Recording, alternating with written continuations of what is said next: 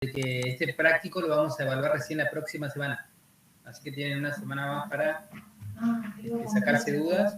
Uy, qué bueno, profe, muchas gracias. Nos aliviamos. Y la semana que viene, profe, también tenemos el parcial.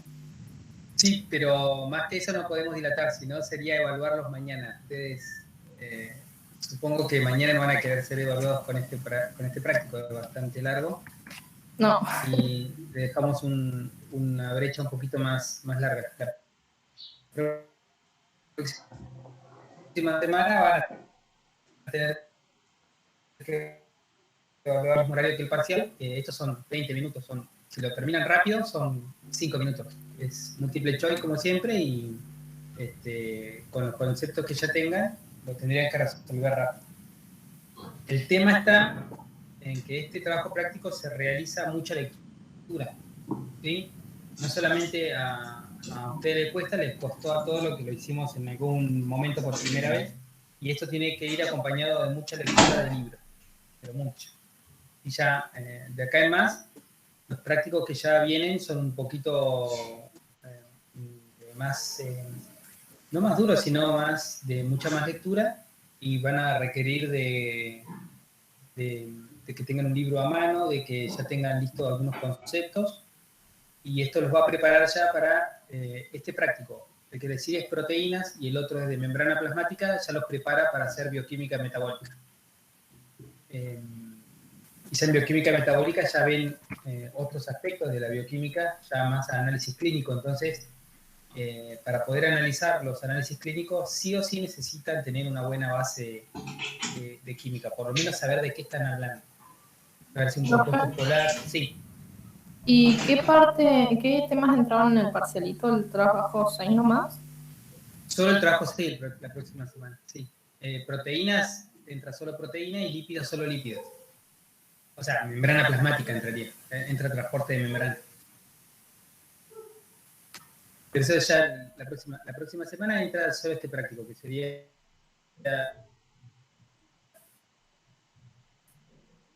la parte de introducción a la química. Bueno, chicos. Hacemos el punto 1. Espero que hayan leído. Le invité a los chicos de la comisión de ayer también a que se conecten hoy para que puedan avanzar un poco más. Sí o sí, para que el trabajo práctico pueda fluir, ustedes tienen que responder las preguntas. Tuvieron casi 2 semanas o 2 semanas para poder responderlas. Con unos 5 o 10 minutos que le dediquen al trabajo práctico por día, van a andar al día con el TP. No son complicados, pero necesitan de mucha lectura, ¿sí? Así que traten de ir reacomodándose. Sé que es complicado primer año, pero más adelante o el próximo año van a tener materias que son muy pesadas, ¿sí? Van a tener, como materias pesadas, tienen microbiología, fisiología y bioquímica metabólica. Son súper pesadas. Entonces, traten de ya tener una organización tal que les permita llevar al día todas las materias. ¿Sí? Eso les voy a pedir. Esta vez contemplamos, ¿cómo se llama? Contemplamos de que no hayan podido leer y no hayan podido hacer el ejercicio, pero ya en las próximas semanas ya no podemos contemplar eso porque ya nos quedamos sin tiempo. Otra cosa que le voy a pedir es, nosotros tenemos 10 minutos de tolerancia. El trabajo práctico empieza a 3:30. ¿Sí? Si ustedes ingresan después de 15:40, yo cuando empiezo a presentar no puedo verlos. Entonces, ya no puedo admitirlo porque estoy dando la clase. ¿Sí? Si no, tenemos que cortar la clase. Son 10 minutos de tolerancia. Ustedes, la clase empieza a 15:30 y tienen hasta 15:40 para conectarse. ¿Sí? Y si es el miércoles, empieza a las 15 y largamos 15:10. Y traten de ser puntuales con ese tema. Bueno, dicho esto aclarado, arrancamos con el punto 1. ¿Quién pudo hacer del punto 1 de los ejercicios? Dice, de los compuestos siguientes, ¿cuáles son iónicos y cuáles no? Una cosa que les quiero aclarar es que no hace falta que se aprendan los nombres. ¿sí? Para que si quisiéramos que se aprendieran los nombres, tendríamos que tener una materia que se llama Química General, donde aprenderíamos nomenclatura. En teoría esto se aprende en el secundario, pero eso es solo teoría. ¿Sí? Acá lo único que queremos saber es si saben diferenciar entre un compuesto iónico y lo que es un compuesto covalente o un metal, o un elemento. Para el primero, el magnesio. ¿Es un compuesto iónico o covalente?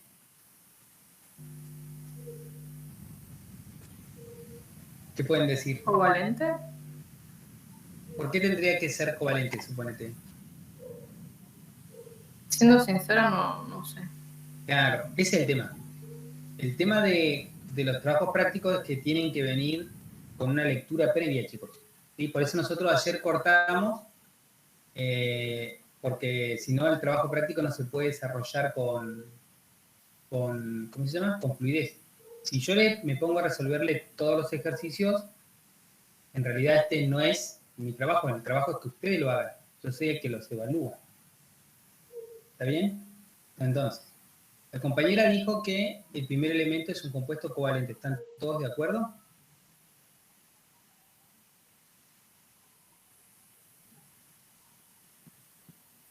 Digo que debe ser covalente porque es un metal.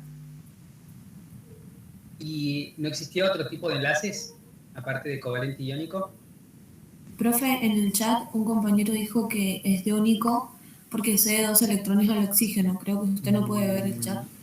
No es iónico porque no estás formando un compuesto químico, chicos. Fíjense que el magnesio es un elemento, ¿sí? En todo caso, el magnesio haría algo que se llama enlace de tipo metálico, ¿sí? Este no sería un compuesto ni iónico ni covalente. El cloro, ¿sería un compuesto iónico o covalente? ¿Iónico?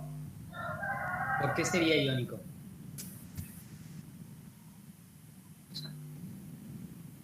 ¿No sería enlace metálico igual? Porque es un solo elemento.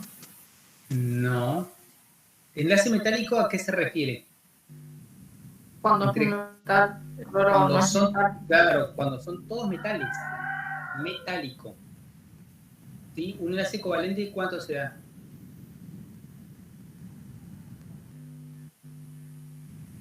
Yo dije iónico por el tema cuando forma la sal. ¿Y esta sería una sal? No, todavía no, pero cuando lo forma, ahí por eso saqué esa conclusión. El Profe, cloro solo, sí.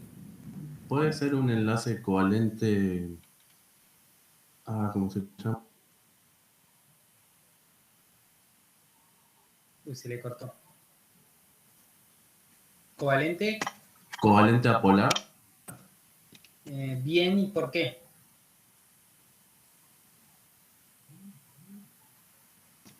Por los dos átomos que son iguales. Muy bien. Sí, sí.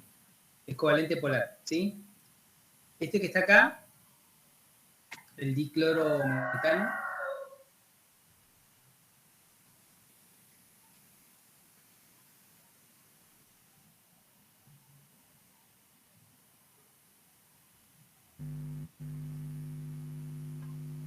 ¿Cuál, profe? el que le sigue este, el diclorometano. Puede ser que ese sí sea iónico, porque ya es un compuesto. Ahí es donde tienen que ver la diferencia entre un compuesto iónico y covalente. Para que sea iónico, ¿qué tiene que haber? ¿Oxígeno? No necesariamente. Puede haber oxígeno, pero no necesariamente es iónico. Un metal y un no metal. Bien, eso puede ser. Ustedes tienen distintos tipos de enlaces. Tienen que haber dos átomos que tengan distinto nivel de electronegatividad. Muy bien. Eso tiene que pasar. ¿Cuántos enlaces hay? Tenemos enlace metálico, tenemos enlace iónico y tenemos enlace covalente.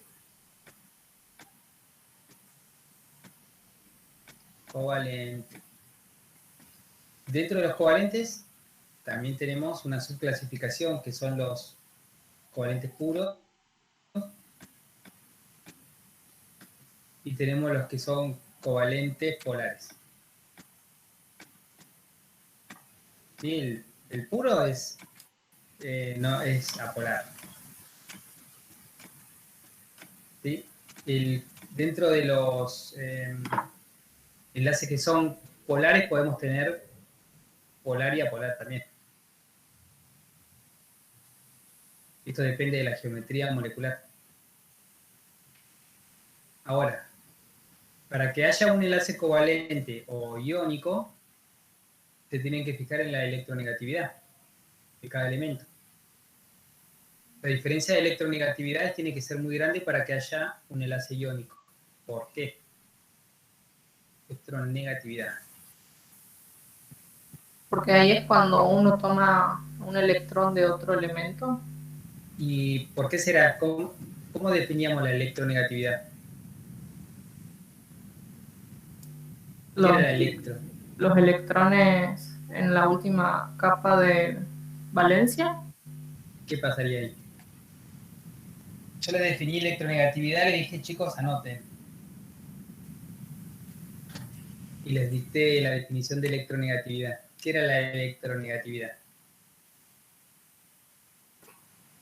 Esto entra dentro del parcialito, por eso.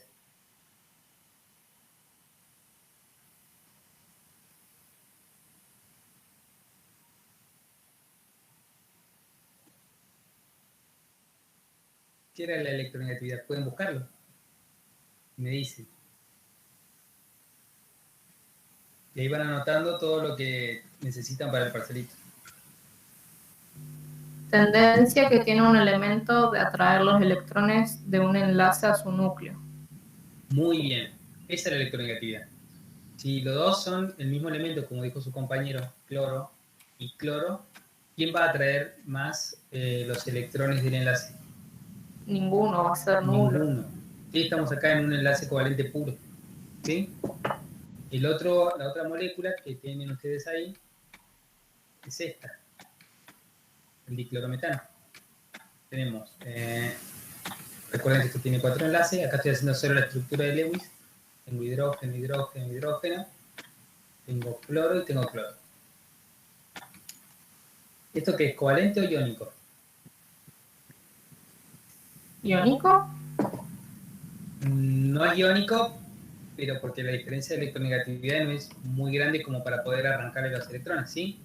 Pero si no estuviese el hidrógeno, por ejemplo, ahí sí sería Tampoco. iónico. Profe, Sí, puede ser que haya que revisar la tabla periódica y los que estén más alejados son los que tienen mayor muy bien. electronegatividad. Si ustedes tienen elementos de este lado, que son los metales, y tienen elementos de este lado, lo más probable es que ustedes tengan un compuesto de tipo iónico. ¿Sí? Ahora, si estos dos elementos están de este lado, lo más probable es que yo tenga un compuesto de tipo covalente. ¿Sí? Entonces, carbono anda por acá en el grupo 4 y cloro está en el grupo 7. Entonces es un compuesto de tipo covalente.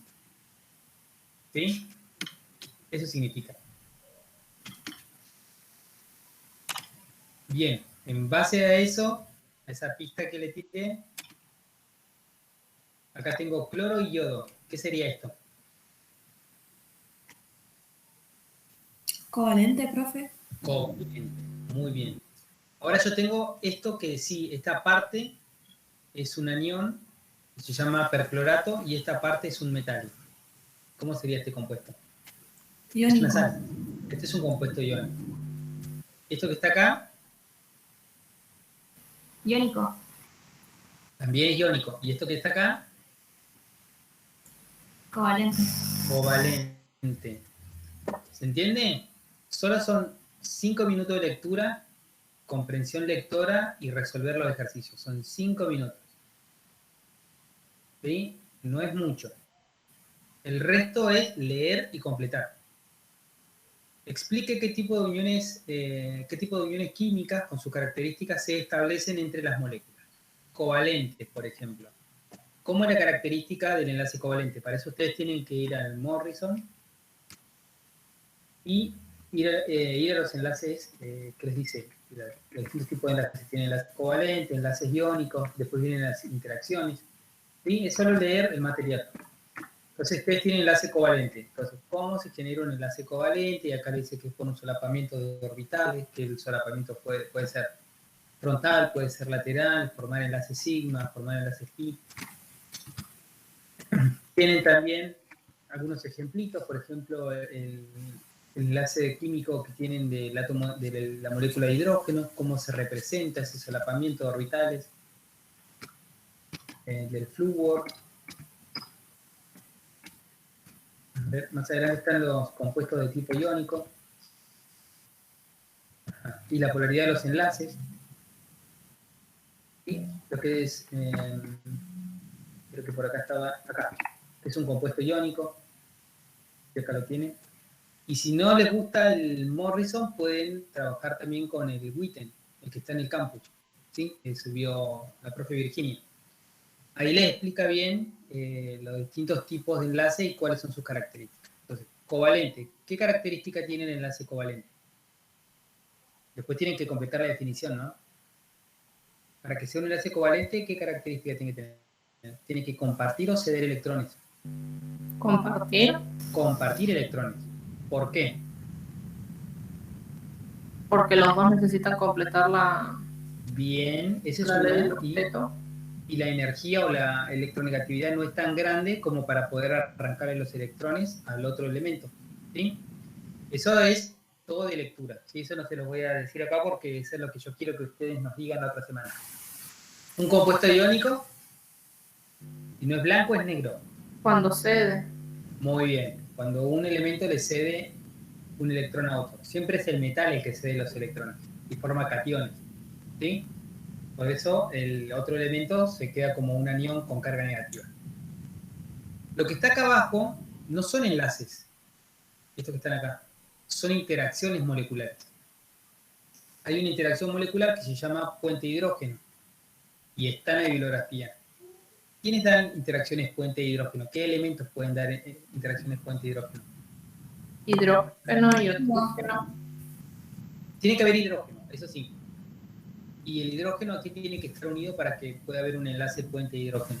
Oxígeno. ¿Solo oxígeno? Nitrógeno Y flúor. Muy bien, tiene que haber. El hidrógeno tiene que estar unido a nitrógeno, a flúor o a oxígeno. ¿Sí? Cuando ustedes tienen ese tipo de enlace con hidrógeno, tienen un enlace puente de hidrógeno. Ahora vamos a ver. Yo tengo, por ejemplo, si el hidrógeno está unido a oxígeno, flúor o nitrógeno, ¿sí? El libro lo denomina el grupo FON, el Morrison. Si tiene el grupo FON, la diferencia de electronegatividad de este enlace es tan grande que queda desprotegido el núcleo del átomo de hidrógeno, por lo tanto queda una carga parcial positiva sobre ese átomo. Acá no me equivoqué. Ahí. Positivo, y delta acá es el más feo, positivo. Y acá me queda una densidad de carga negativa. Estos son muy electronegativos. Entonces, al ser esto algo totalmente polar, si yo tengo, por ejemplo, al lado una molécula de oxígeno, puede formar un enlace puente de hidrógeno. Si yo tengo, por ejemplo, este flúor con otro oxígeno, puede formar un puente de hidrógeno. Y este nitrógeno con este hidrógeno puede formar un puente de hidrógeno con otro oxígeno. ¿Sí? Puede ser oxígeno, puede ser flúor, puede ser nitrógeno. ¿Sí? ¿Qué diferencia hay con un enlace dipolo-dipolo? Si yo tengo, por ejemplo, el cloruro de hidrógeno o ácido clorhídrico, si está en solución. Pónganse que yo tengo este cloruro de hidrógeno y tengo,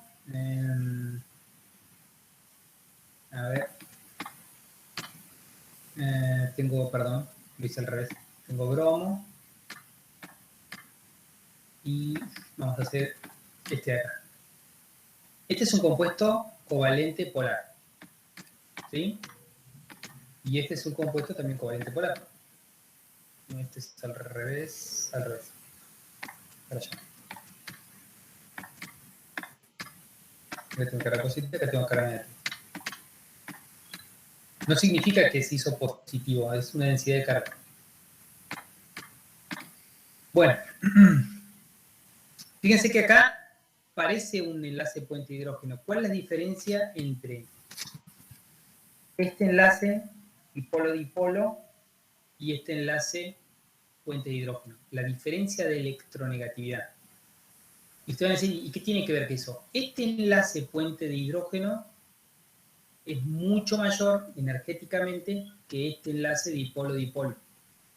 Por eso se lo trata como por separado. Es un tipo de enlace llamado interacciones de...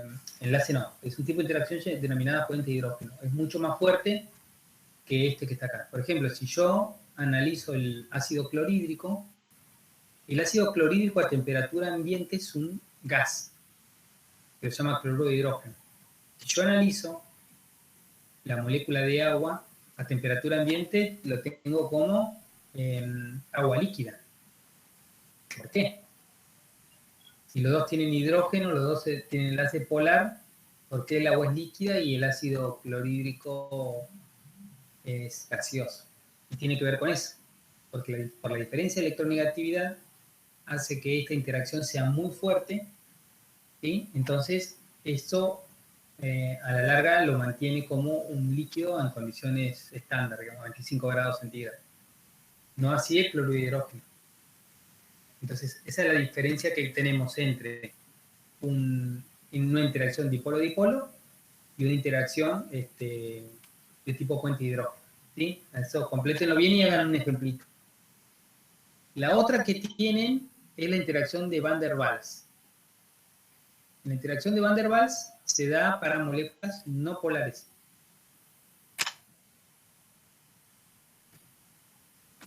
Tengo moléculas no polares. Entonces, uno dice, bueno, si no hacen interacciones puente de hidrógeno, ¿cómo se mantienen unidas estas moléculas? Porque uno compra aceite en el mercado, por ejemplo, ¿no? Tengo una botellita de aceite. ¿Y qué estado de agregación tiene el aceite? Vamos a ver la botellita de aceite. Líquido. Líquida, ¿sí?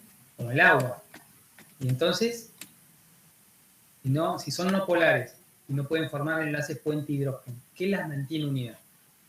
Lo que mantiene unido a este tipo de moléculas se llaman interacciones de tipo Van der Waals. En realidad es Van der Waals, me parece que es. Así.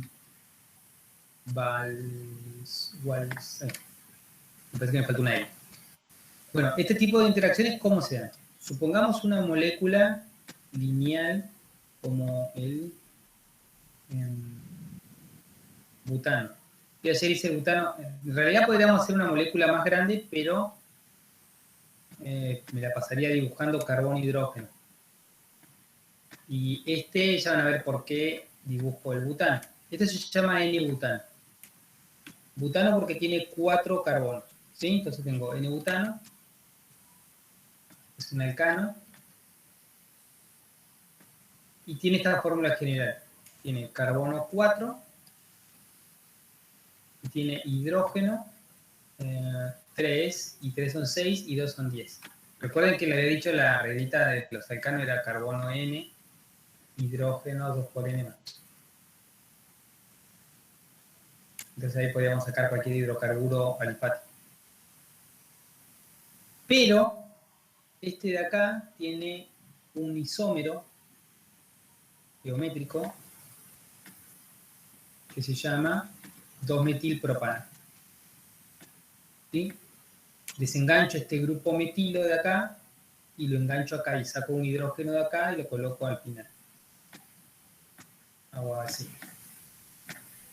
Y acá me quedaría un hidrógeno. Bien.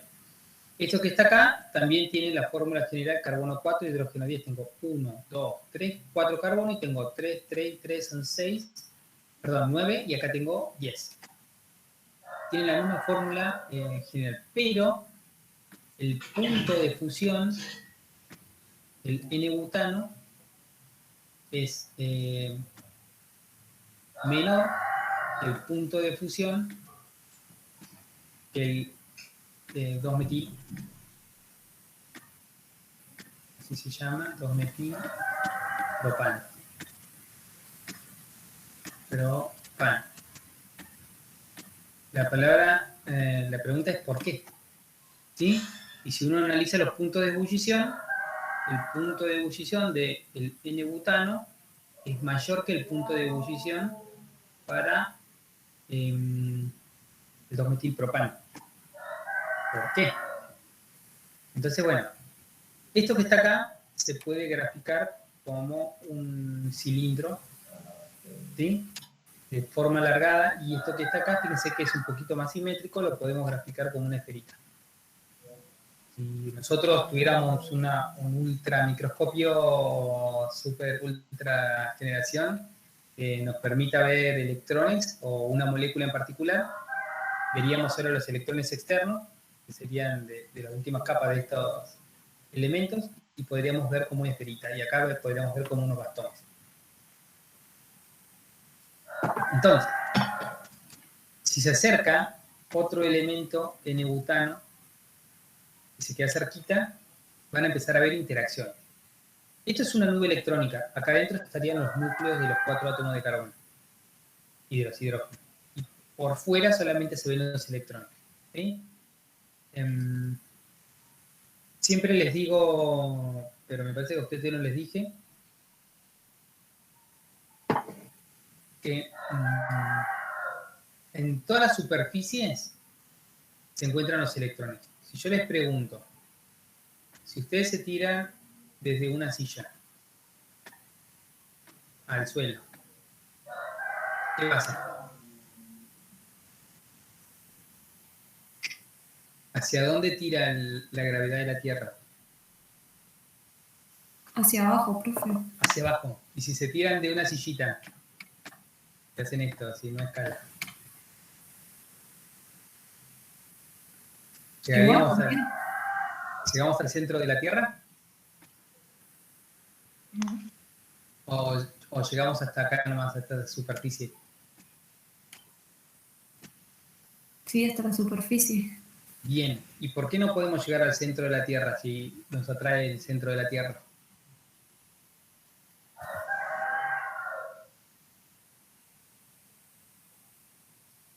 ¿Qué tiene que ver eso con la química? Recuerden que cuando vimos el átomo de Bohr, teníamos las órbitas que le llamábamos en ese momento, ¿no es cierto? ¿Sí? Imagínense que este sea uno de los átomos de mi última célula de mi pie, o con la zapatilla del caucho. Y acá tengo un átomo cualquiera en la Tierra, ¿sí? Tengo su núcleo, y acá tengo un atomito. ¿Qué pasa acá? ¿Qué están interactuando en cada uno de los átomos? Este es de mi pie y este es del planeta Tierra. ¿Qué serían estos puntitos que yo dibujé acá de mi átomo de Bohr? Electrones. Electrones. ¿Sí? ¿Por qué nosotros no vamos al centro de la Tierra? Porque existe una repulsión electrostática entre mi zapatilla y los átomos que conforman la Tierra en ese pedacito de suelo que yo estoy tocando. ¿Sí? Hay algo que siempre les digo, que si ustedes alguna vez tocaron a alguien, entonces yo le digo, qué fuerza que tenés si tocaste a alguien. Nunca vamos a poder tocar a nadie. ¿Sí? Porque las repulsiones de los electrones de nuestra piel no lo permitirían. A menos que tuviéramos la suficiente fuerza como para hacer una fisión de átomos, y ahí sí tocaríamos a alguien. Pero lo único que sentimos nosotros es la transferencia de calor. Pero entonces lo demás es. ¿Sí? Me causa gracia. Jamás van a tocar a nadie, antes de decirles. Lo único que sienten es la transferencia de calor. Los electrones no se lo permiten. Pero entonces Vamos. uno imagina el tacto. ¿Y las texturas, profe? ¿Por qué Bueno, no se considera un sentido? Todo eso tiene que ver con la transferencia de energía y con la repulsión que produce Por eso es tan sofisticada la piel, ¿no? Sobre los receptores que tienen sobre la piel. Entonces, es tan sensible que pueden llegar a tocar, pero todo lo que ustedes tocan y sienten como fino, grueso, caluroso, eso está solamente, es una representación del cerebro. ¿Sí? Ni siquiera es justo eso lo que están tocando. Todo lo Profe, que hemos ustedes sido ven, engañados. Profe, ¿me haces replantear la existencia? ¿Cómo terminamos en filosofía? la mecánica cuántica tiene mucho de eso, ¿sí? Entonces, si yo acerco una molécula de... Búsquenlo, posta. Si yo tengo una molécula de butano, cerca otra molécula de butano, y esto está girando totalmente todo el tiempo, en algún momento se genera una carga que puede ser negativa o positiva. Se generan sobre la superficie, sobre toda la molécula, ¿no? Cargas positiva, negativa, porque van rotando los electrones de este lado también. Y si están tan próximas entre sí, va a inducir sobre esta nube electrónica una carga que dura unos nanosegundos opuesta. Si acá era negativo, va a inducir sobre esta nube una carga positiva.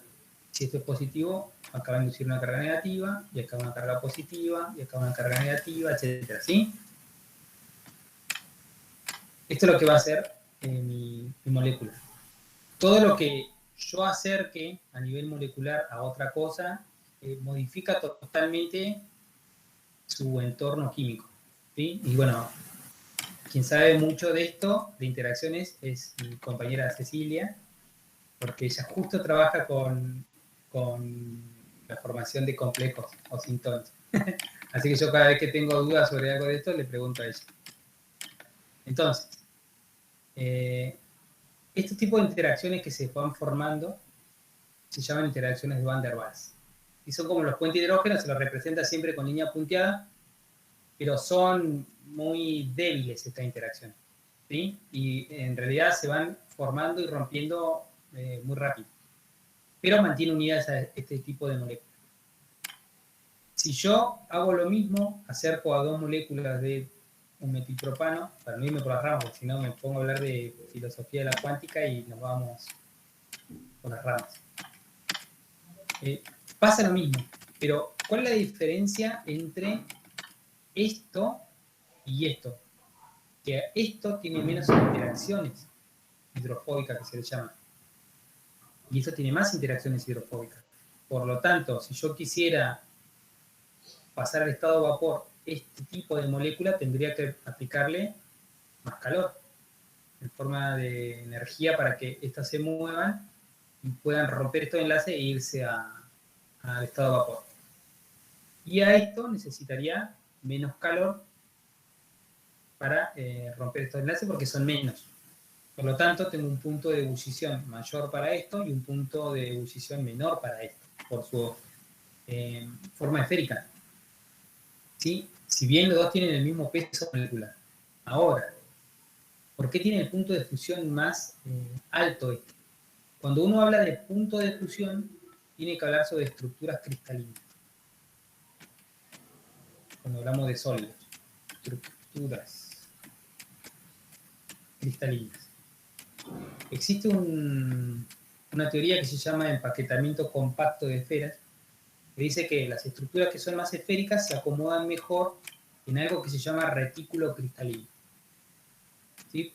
Porque es un ordenamiento tridimensional que permite que las esferitas se acomoden mejor en un cristal que estas estructuras de tipo baguettes, ¿sí? Entonces esto estaría como más desordenado. Si quieren pueden probarlo. Si tienen muchas pelotitas o naranjas, prueben a acomodar cuántas naranjas entran en un tazón o en un balde, meten un montón de naranjas, van a ver que entran un montón, ordenaditas, y metan un montón de bananas. Fíjense cuántas bananas entran y cuántas naranjas entran. Seguramente que es más ordenado acomodar naranjas por su forma redondeada que bananas. ¿Sí? Esto es como para acercarme un poquitito al concepto de punto de fusión y punto de ebullición con respecto a esto. Porque ustedes van a ver en el libro que dice, bueno, las interacciones de Van der Waals son tanto, el punto de fusión básicamente rodea entre esto y el punto de ebullición también, pero depende de la forma y depende del peso molecular de de la sustancia que yo estoy trabajando. Entonces nosotros podemos acomodar o predecir más o menos quién va a tener mayor punto de fusión o menor punto de ebullición. Estas son las interacciones de tipo de Van der Waals. Mantienen unidas a moléculas que son hidrofóbicas, ¿sí? O son no polares. Bien. Claro. Seguimos. Bueno, entonces estarían explicados. Covalente iónico son enlaces, puente hidrógeno, ion dipolo. Bueno, ion dipolo, su nombre lo dice. Es la interacción entre un ion y una molécula dipolar. Bien. Configuración electrónica. Dice, indique las configuraciones electrónicas para los 8 elementos siguientes de la tabla periódica. Dice, sodio hasta argón. ¿Qué relación hay entre configuración electrónica y familia periódica? Y entre configuración electrónica y propiedad química de los elementos. Se nos vamos para acá.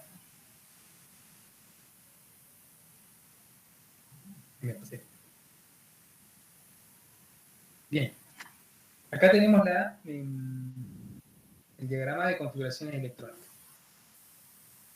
Teníamos que el libro nos figura acomodado solamente hasta el neón, que es el periodo 2, pero el trabajo práctico nos pide que acomodemos a partir del sodio, que está en el periodo 3.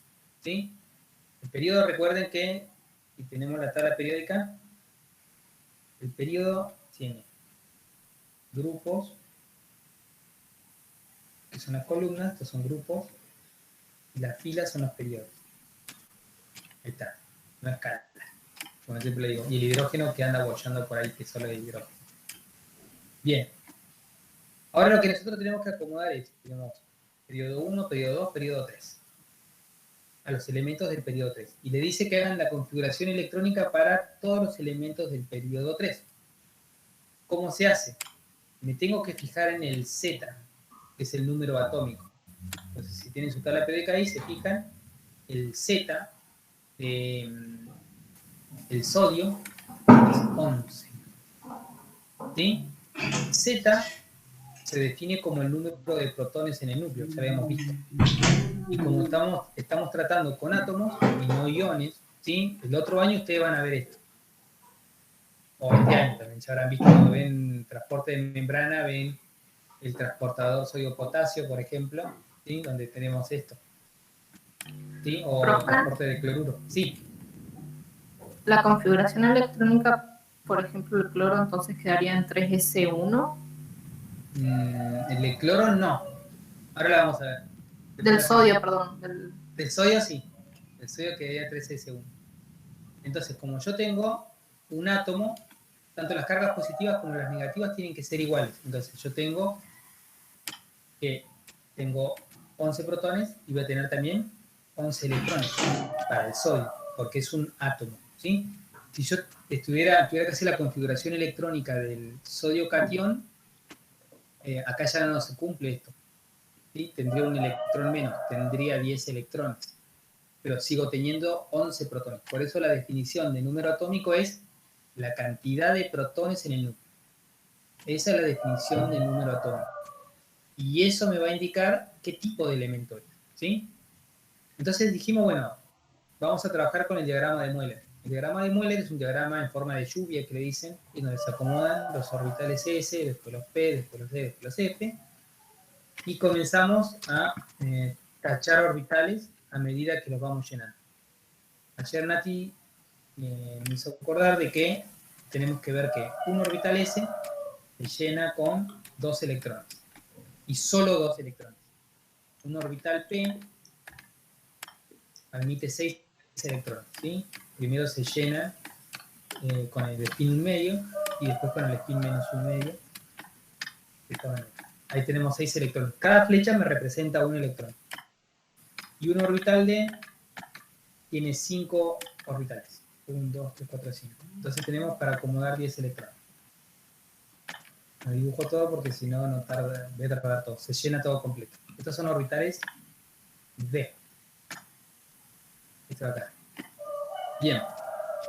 Entonces comenzamos. Tengo que acomodar 11 electrones. Entonces empiezo con la primera parte. El primer orbital que tengo que llenar es el 1s.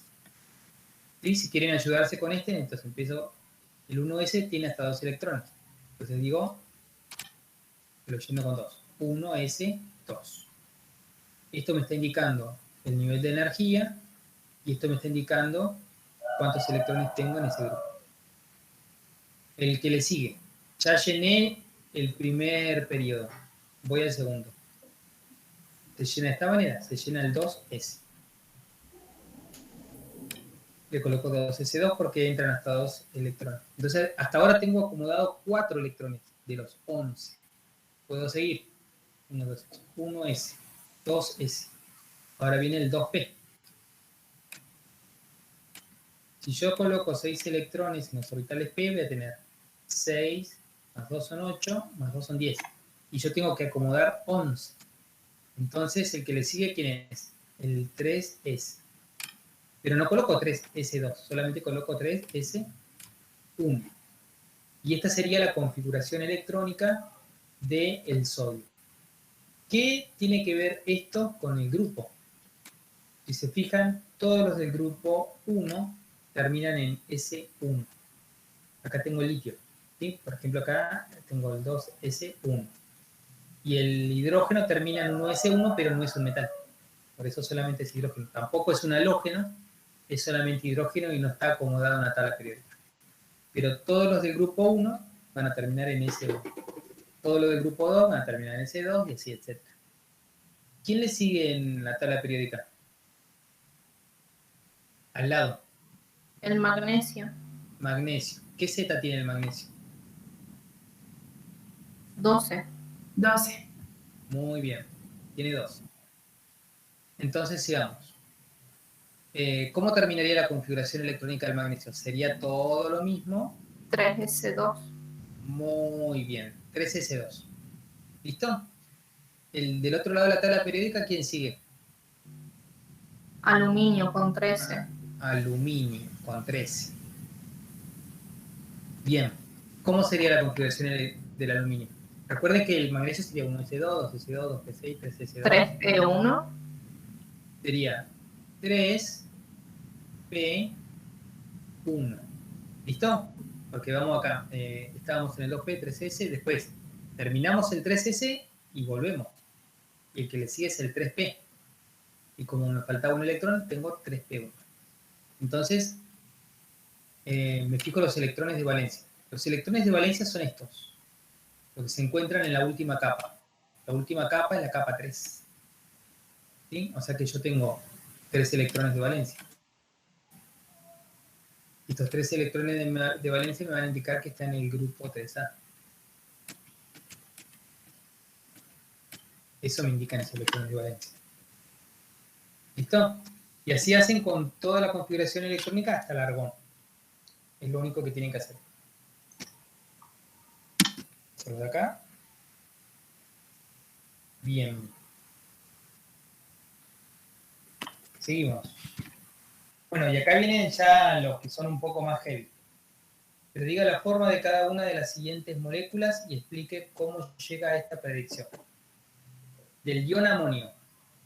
¿Sí? ¿Qué es lo que tendríamos que hacer? Ya tenemos que ver la geometría molecular acá.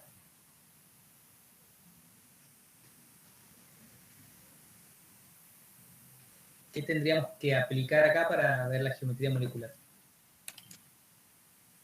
Esto no nos sirve ya. ¿Qué tendríamos que ver? Ya tendríamos que meternos en la estructura de Lewis y más que la estructura de Lewis tendríamos que meternos ya en esta parte, en lo que es la teoría de repulsión de pares electrónicos de la capa de valencia y en la teoría del enlace de valencia.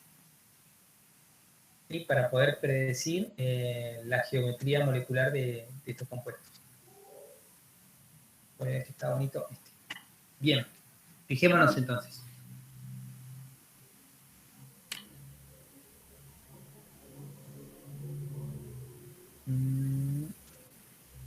No lo tengo guardado acá. Bien. Bueno, ayer había encontrado unas imágenes que estaban bonitas. Vamos a tener que hacerlo a capela. El primero Era el amonio, perdón. NH4.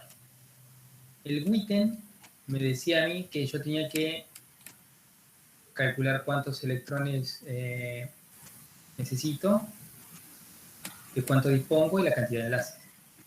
¿Sí? Esta es una forma de hacerlo que no le van a pifiar nunca que hacen esto. ¿Sí? ¿Cuántos electrones necesito para que completen el octeto? Tengo 4 átomos de hidrógeno por 2. Y de nitrógeno necesito 1 por 8. Pero tengo un catión, o sea que le tendré que restar 1. Vamos a ver si sale. Tengo 2 por 4, 8, más 8 son 16, menos 1 tendrían que ser 15. Después tengo este que está acá.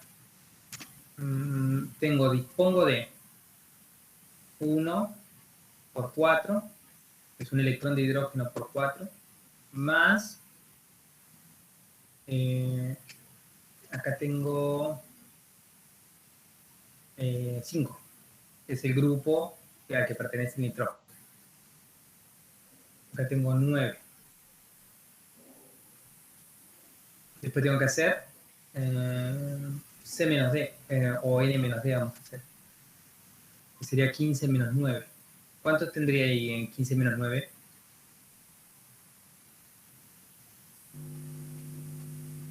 6. 6. Si lo divido por 2, tendría que tener ¿cuánto? A ver. 3. Tendría que tener 3 enlaces, ¿no? Acá entonces algo le pifié. 15 menos 9, tendría que ser 4 enlaces. ¿Cómo dice todo, profe?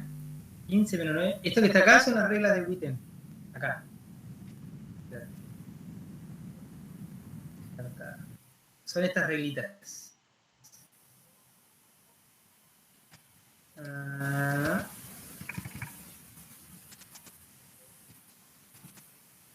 Estas que están acá.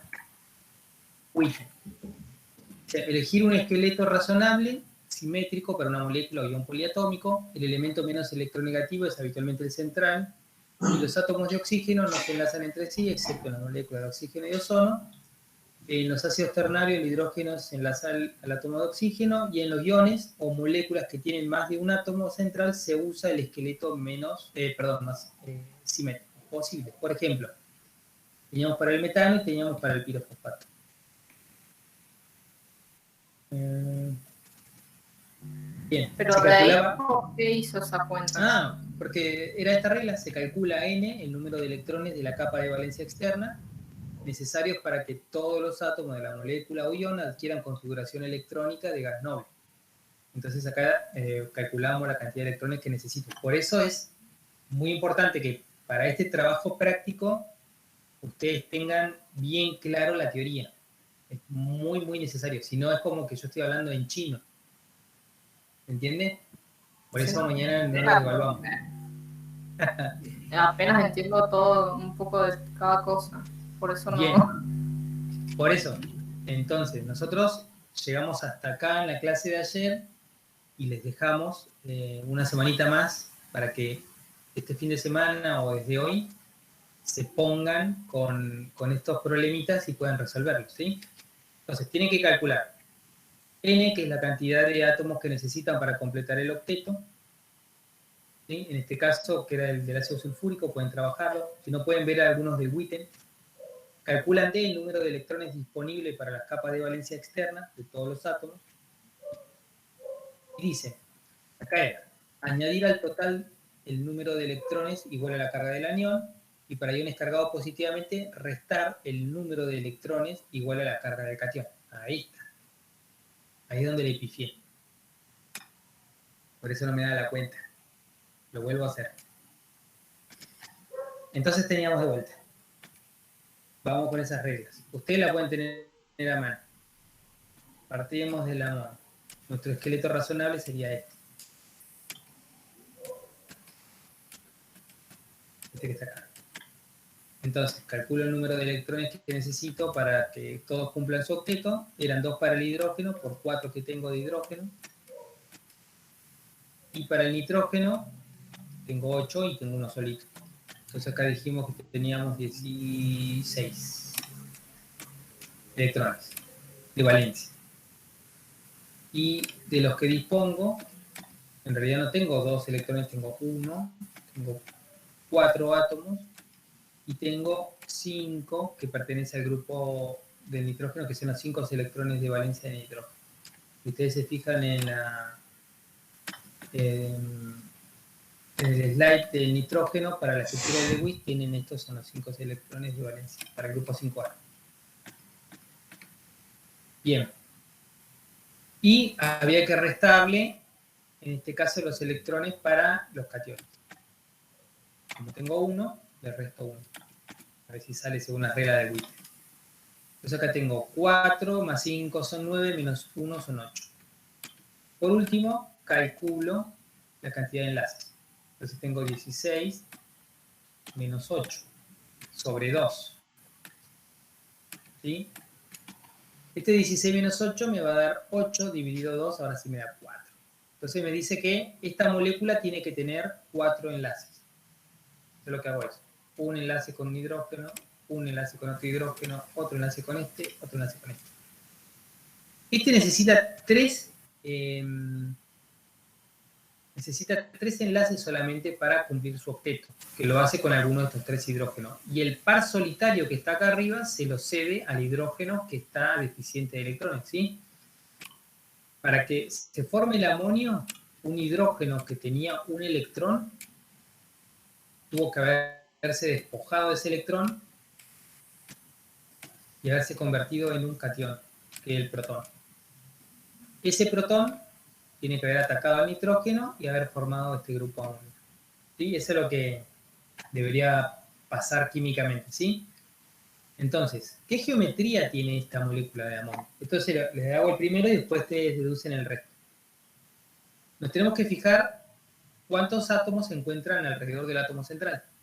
Y utilizar la teoría de repulsión de los pares electrónicos de la capa de valencia para ver qué geometría tiene. Tengo 4 regiones de elevancia electrónica. Elevada densidad electrónica. 4 regiones. Y tengo que usar la teoría del enlace de valencia para ver si tengo pares electrónicos desapareados o son todos enlazantes. Enlazantes significa que están formando parte de los núcleos, de este tipo de enlaces que están entre los núcleos. Acá no tengo ningún par enlazante. Entonces me voy a mi tablita. Que está acá. Puede ser cualquiera de estas. Supóngase esta. Número de dominios o de regiones de elevancia electrónica, 4. Dominios enlazantes, tengo 4. Dominios no enlazantes, tengo 0. No tenía ningún par electrónico sin compartir. Por lo tanto, mi geometría es de tipo tetraédrica. Entonces me voy acá, a mi superenlace de amonio, y yo digo que esto es una estructura de tipo tetraédrica. Es un tetraedro. Bien. El que le sigue creo que era el hidronio. No sé, me fijo. El hidronio. El hidronio tiene 3 regiones de elevancia electrónica, ahora lo vamos a dibujar. Este sería mi esqueleto probable. Y voy a hacer mi estructura de Lewis. Entonces calculo cuántos electrones necesito para que todos cumplan con la regla del octeto o configuración electrónica de gas noble. Entonces tengo 3 átomos de hidrógeno que necesitan 2 electrones para tener la configuración de helio. Más el oxígeno que tiene que tener 8 electrones. Entonces tengo 2 por 3, 6, más 8, tendría que ser unos 14 electrones. Y yo dispongo de 1 por 3 para cada hidrógeno, más, perdón, acá está la carga, más 6, porque el grupo del cual proviene oxígeno es el 6. Y le tengo que restar la carga del catión. Si fuera un anión le tengo que sumar, porque tiene un electrón extra. Entonces tengo, acá tengo 3, y acá tengo 6, acá son 9, menos 1 son 8. Entonces ahora tengo que hacer la resta de esto menos esto. ¿Cuánto me daría? 14 menos 8.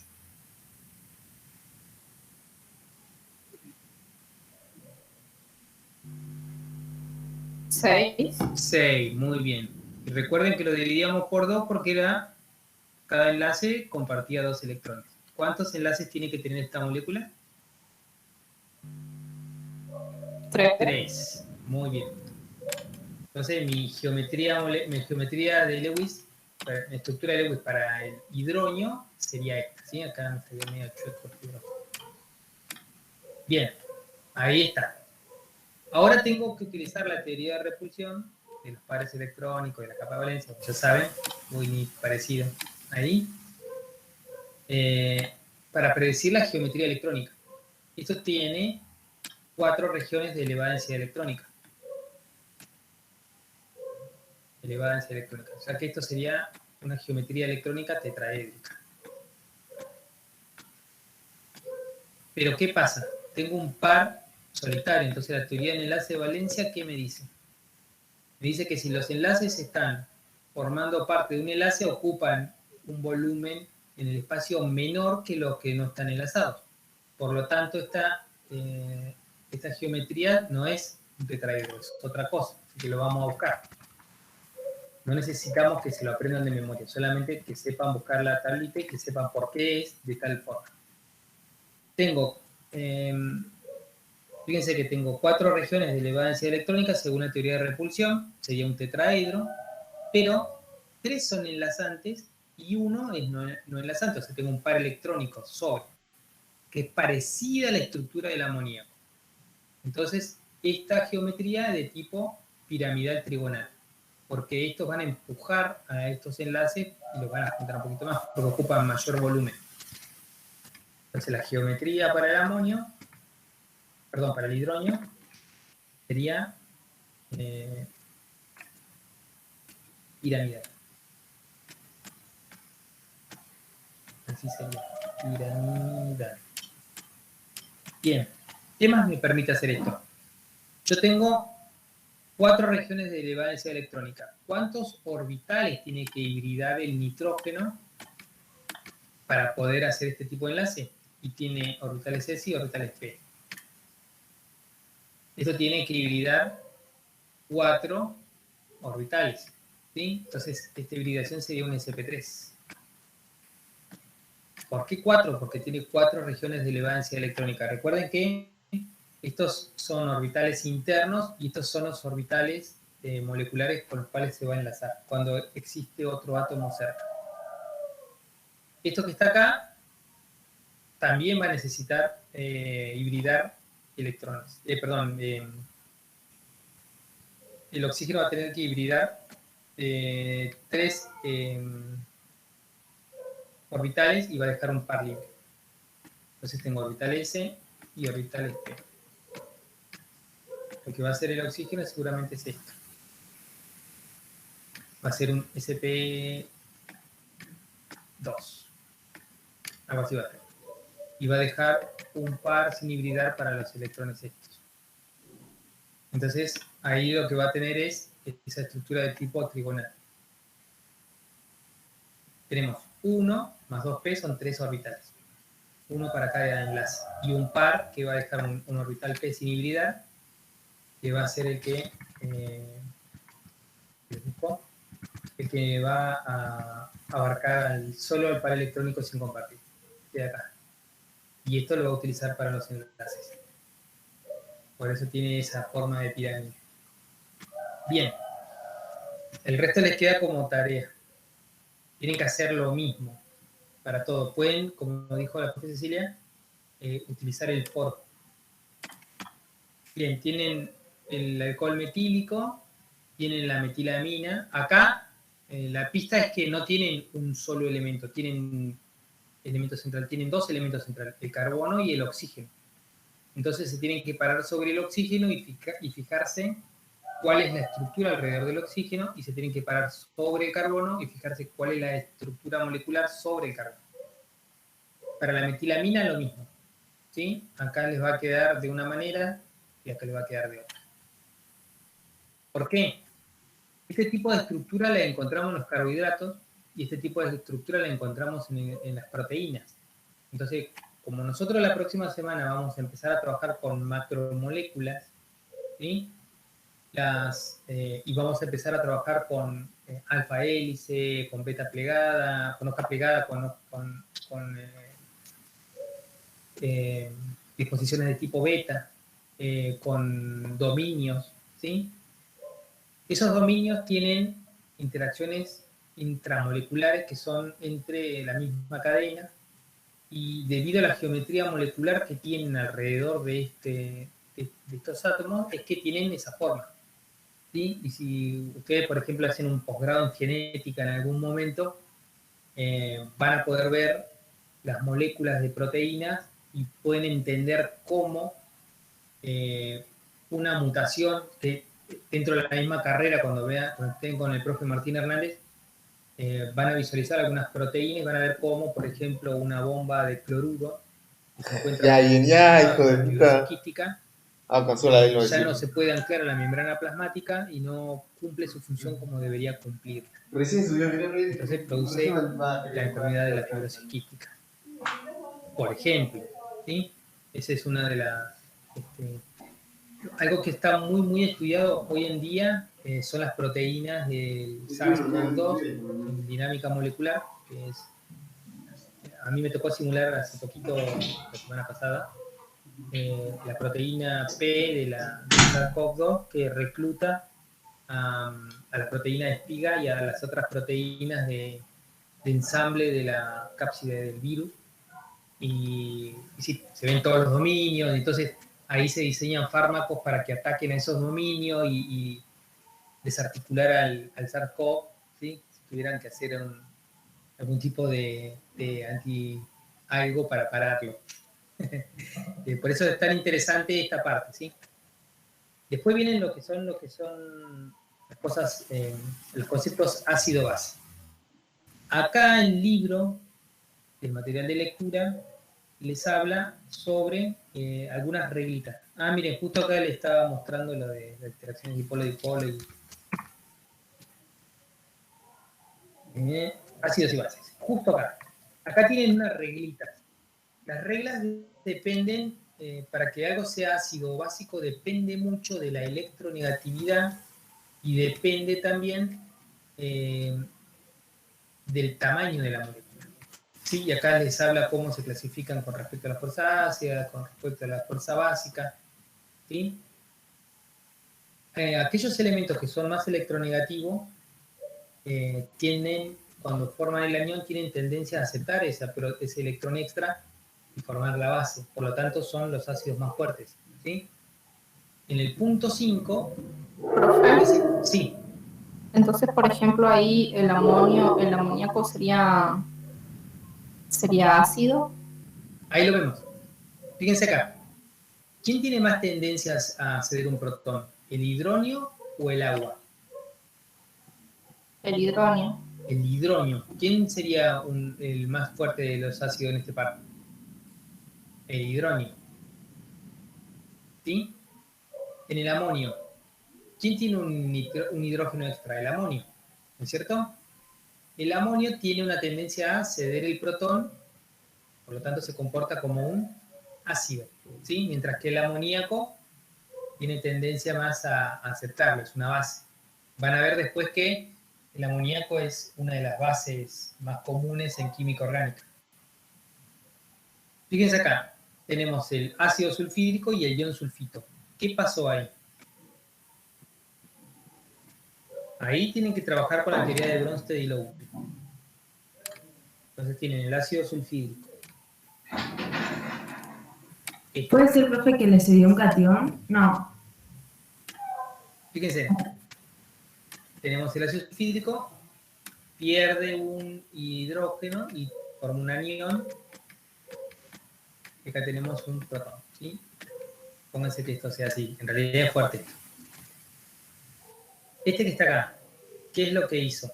Se dio un protón. Y esto que está acá es una base conjugada, ¿sí? ¿Se acuerdan de Bronsted y Lowry? Tenemos el ácido de la especie química 1 y la base conjugada de la especie química 1. ¿sí? Este sería una base. Este puede, si quiere, protonarse y formar sulfuro. ¿Sí? Y acá formaríamos un protón más. Este sería en la última desprotonación. Tendríamos un K1 y un K2. Pero acá, entre este y este, ¿quién sería el ácido? ¿Este o este? El anión, profe. El anión es la base, recuerden. El ácido sería este, el ácido sulfídrico, ¿sí? Claro. ¿Sí? Eso ténganlo en cuenta. Siempre hagan las reacciones de ionización. Si no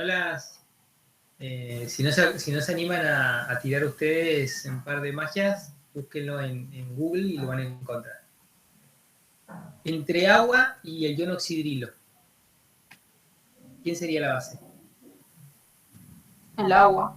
El agua. ¿El agua la base o el oxidrilo? ¿Quién tiende a aceptar? El oxidrilo porque tiene el anión. Bien, muy bien. La base es el que acepta el protón y el ácido es el que cede el protón, ¿sí? En este caso, si yo los comparo, el agua le cedería un protón al oxidrilo y este se transformaría en agua y este se transformaría en su base. ¿Listo? Del par agua-oxidrilo, el ácido más fuerte sería el agua. ¿Cuál es la relación que hay entre carga y acidez? Y cuanto más carga positiva tenga, es más ácido, ¿sí? Y si tiene carga negativa, es más básico, como pasa acá. Y acá tienen 2 ejemplos de cargas negativas y 2 ejemplos de cargas positivas. Entonces ustedes cuando veamos aminoácidos, van a ver que el grupo carboxilo, cuando se encuentra ionizado, se encuentra con una carga negativa, o sea que a eso actuaría como base, y el grupo amino, que se encuentra como, esto que está acá, como un ion amonio, pero con una carga positiva, cederían los protones en el medio opuesto. Esas son las propiedades que tienen las proteínas después cuando están en su conjunto. Eso les permite a las proteínas ser solubles o no en agua. Eso les permite a las proteínas formar algunos tipos de complejos como las histonas y poder enrollar al ADN. ¿Sí? Eso ¿Profe? es... Sí. ¿Y cómo el punto 6 que dice que ordenemos según la acidez? ¿Cómo sacamos la acidez de esos compuestos? Bien. Esto tiene que ver con las reglas que yo les decía. Entonces tienen, anoten, ¿eh? Lo van a leer del libro, pero les tiene que quedar que para los elementos de un periodo, lo que uno nos llaman como reglas de Faja también, pero no los voy a hacer leer el libro de química inorgánica. Como muy sanguinario ya. Tienen la tabla periódica, no está. Esta. Recuerden, este es periodo. ¿Sí? Si yo tengo elementos de un periodo, el elemento más electronegativo, a mayor electronegatividad, vamos a ponerle a mayor N, ¿sí? Mayor acidez. La pregunta es ¿por qué? Y eso está explicadito en el libro. Bien, así que no le voy a hacer spoiler, se lo dejo a ustedes. Esa es la regla. Y cuando yo estoy en un periodo, ¿sí? Todos estos periodos, perdón, este es periodo, estoy en un grupo, este es grupo, y este es periodo, o sea, estoy la hora ya es. Si estoy en un periodo, la acidez aumenta cuando aumenta el tamaño. Cuando aumenta el tamaño. Porque puede acomodar mejor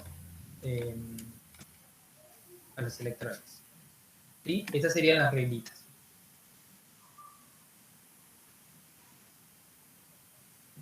¿Qué tamaño, profe? El tamaño de los átomos. Si ustedes se fijan en el Witten, van a ver que acá tienen un radio atómico. Este es más grande, este es más grande, este es más grande. A medida que ustedes van bajando por el periodo, los radios se hacen cada vez mucho más grandes. Esto tiene que ver mucho con las capas del átomo de Bohr, ¿sí? Que ocupan la última capa, por ejemplo, en la capa 3, va a ser más grande que el que está en la capa 1, va a ser más grande que el que está en la capa 2, más grande que los que están en la capa 3, ¿sí? Eso tiene que ver con estos radios atómicos y radios iónicos, que son las propiedades periódicas. Entonces, a medida sería que yo bajo en un grupo, mayor es el radio atómico y por lo tanto mayor va a ser la acidez de ese compuesto. Por ejemplo, si yo tuviera agua, abajo, ¿qué tendría? El ácido sulfídrico, estamos hablando del grupo 6, ¿sí? ¿Quién es más ácido, el agua o el ácido sulfídrico? ¿Ustedes tomarían ácido sulfídrico? Esa sería mi pregunta. No. ¿Por qué no tomarían ácido sulfídrico? Primero por el olor a huevo podrido, pero después... Porque es más tóxico. Claro, es un ácido, ¿sí? No se me ocurriría tomar ácido sulfídrico. ¿Y por qué más ácido?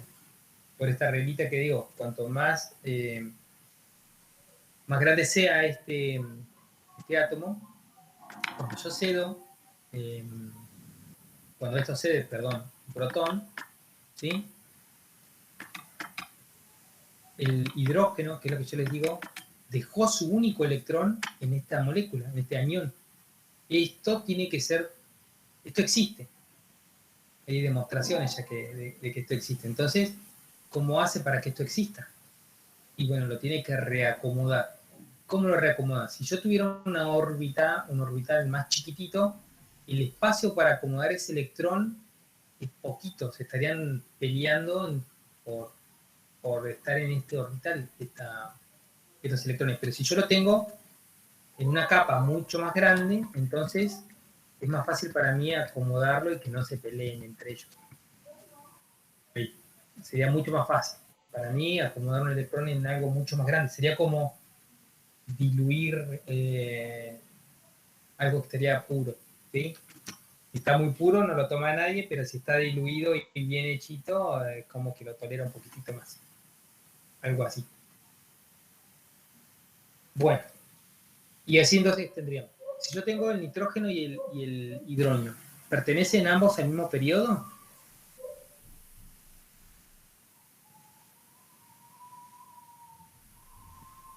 Fíjense en la tabla periódica. ¿En qué periodo está el nitrógeno y el oxígeno? El nitrógeno están los dos en el 2. En el periodo, muy bien. Ahora, ¿de qué depende entonces? ¿Quién es más ácido? El que tenga mayor electronegatividad. ¿Quién es el más electronegativo? ¿El oxígeno o el nitrógeno? El oxígeno. El El oxígeno. oxígeno. Entonces, ¿quién es más ácido? ¿El amonio o el hidrógeno? El hidrógeno. El hidrógeno. Muy bien. ¿Ven? No es difícil. Es simplemente lectura, comprensión y hacer los ejercicios. 7. Disponga los componentes de cada grupo por orden de basicidad.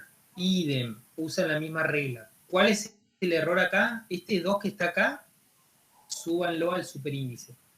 Sería este 2 menos. ¿Sí? Recuerdan que cuando le hice la descomposición del sulfídrico, pierde un protón, se transforma en bisulfato, pierde el otro protón, se transforma en sulfuro. Pero me quedó ahí abajo. Eso va ahí arriba. Y del amonio a este compuesto, agreguen una carga negativa acá arriba, porque perdió un hidrógeno, ¿sí? Entonces, fíjense en cuál de los dos es el más básico. Sería más básico el que tiene el 2. Muy bien. Para el nitrógeno, ¿no? Sí. Bien. Y de acá, el sulfuro, después le sigue bisulfito, después le sigue el sulfuro hidrógeno. ¿Listo? Una vez que en el último, sí. Sería el HS. El HS2 sería el más ácido, este. Después el que le sigue es el HS con carga menos 1 y después sería el sulfuro con carga menos 2. Ese sería el orden creciente de basicidad. Basicidad es la inversa de la acidez, ¿sí? El más ácido es este, pero la base más débil es esta, ¿sí? Lo pueden ver como un ácido o como una base. Acá les estoy pidiendo que lo vean como una base. ¿Qué relación hay entre carga y basicidad? Bueno, cuanto más carga tenga, más básico, carga negativa tenga, más básico es. ¿Sí? 8. Ordene de mayor a menor la basicidad de los siguientes compuestos. Tenemos el fluoruro de metano o de metilo, el metanol y la metilamina. Fíjense quién está en el mismo periodo, cuál es el más electronegativo y cuál sería el compuesto más ácido y cuál sería el más básico. Eso es el lo dejo de tarea. Después tienen, para la próxima semana ya, ver los grupos funcionales y relacionar cada grupo funcional, por ejemplo, el grupo amino, buscarlo en esta columna. ¿Dónde está el grupo amino? ¿Lo pueden ver? Para eso tienen que irse a la tablita de grupos funcionales. Esta que está acá. ¿Sí? Fíjense, tienen alcanos, tienen alquenos, tienen alquinos, tienen alcoholes, tienen fenoles. Fíjense cómo es la estructura. Fíjense en los ésteres, los aldehídos, la acetona, ácidos. Y yo que estaba buscando amina. Entonces tengo amina y tengo amidas. La amina tiene que tener R y NH. Y por ejemplo la etilamina. Entonces voy a mi trabajo práctico y me fijo dónde estará. No, acá hay una, mirá. Acá hay una amina. Entonces hago una 1, el grupo amino, con esto. Chum, listo. Grupo carbonilo, una acetona me dice. Entonces me voy acá. ¿Cómo era la acetona? No me acuerdo. Entonces me fijo, busco acetona. Y la acetona tiene que tener R, carbono, oxígeno, R'. Pero esta es una acetona. Esa R' tiene que ser un carbono. Listo. Busco acá. ¿Dónde tengo? Acá hay algo parecido, pero tiene un oxígeno, así que no me sirve. Acá tengo uno. Tengo carbono de un lado, tengo carbono del otro. Esta es una acetona. Es la propanona. Entonces, una flechita, la propanona. Y así tienen que hacer con todos los grupos funcionales. No hace falta que se sepan los nombres, chicos. No le estamos pidiendo eso. El punto 2 dice, identifique los grupos funcionales en los siguientes compuestos. Entonces acá tengo, por ejemplo, el ácido acetilsalicílico, que es la pirina. Me fijo qué es esto, me fijo qué es esto, me fijo qué es esto. ¿Sí? Lo mismo para el paracetamol y lo mismo para la hemoglobina. Y ahora les sirve, porque si están viendo porfirinas, esta parte va a venir al pelo. Creo que es un anillo tetrapirrólico y una protoporfirina nueva. Bueno, o sea que mañana no rinden. Rinden la próxima semana, chicos. ¿Sí? Y acá que tenemos más moléculas. Profe, Ahí. Sí. entonces, ¿cómo van a hacer con los horarios la próxima semana? Se mantendrían como están. ¿Por qué? Podríamos acceder a hacer el parcial a las 10 si queremos y a las 15 Con parcialito. evaluación. Claro. Y ahí se distribuyen, tienen 3 horarios. ¿A qué hora rinden casi siempre con la profe Virginia? A las 3. No, hacemos como con los parcialitos, tengo entendido, la última vez. Bueno, elijan uno para la prueba y otro para el parcial. Bueno. Hacen así. Marce, y ahí estaba leyendo el chat y había quedado unas dudas del punto 1 del magnesio. Sí. Acá estaba leyendo el magnesio, que de los compuestos siguientes, cuáles son iónicos y cuáles no. Y ahí había quedado el magnesio, chicos, es un elemento. Claro. No es un compuesto. Un compuesto es cuando hay mayor de 2 átomos, por ejemplo, que pueden ser iguales o no. El cloro es un compuesto porque tiene 2 átomos que son iguales y los otros vieron que tienen todos átomos diferentes, pero el magnesio, al ser un solo átomo, no es un compuesto, es magnesio, así que no es ni iónico, ni metálico, ni covalente, no entra en ninguna clasificación.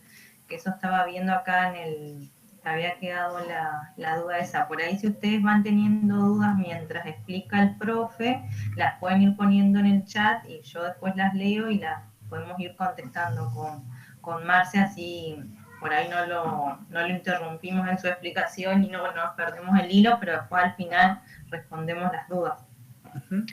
Y no sé si había quedado otra duda, a ver acá, en el chat me estoy fijando por las dudas. Bueno, con respecto a qué libro y capítulo se recomienda, tienen la bibliografía, es el Morrison, es el que nosotros les recomendamos, pero puede ser para la parte esta, la primera parte, cualquier libro de química general o química orgánica. Ya para la semana que viene tiene que ser un libro de química orgánica como lo es el Morrison. Claro. Sí, sí. Y ahora tienen el foro habilitado, chicos. En el campus tienen el foro y a medida que vayan resolviendo pueden mandar una consulta por el foro y se los contestan. Gracias, profe, que tenga un buen fin de... Igualmente, feliz jueves. Buenísimo, profe.